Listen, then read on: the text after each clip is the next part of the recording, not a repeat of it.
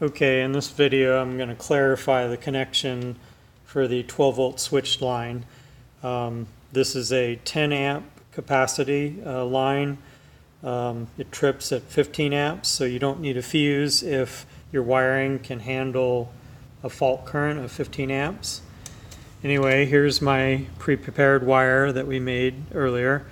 And here's the connector that we're going to put it in. It's going to be this middle pin on the right here.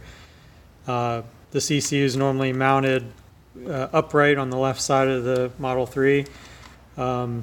This connector is the first one up on the left side and only has 2 black wires going to it and a 6-pin connector. So you just take this connector and put the open side to the right or the front of the car and then just plug it in. That's all there is to it. If you want to remove it, it'll just pull out. And that's that.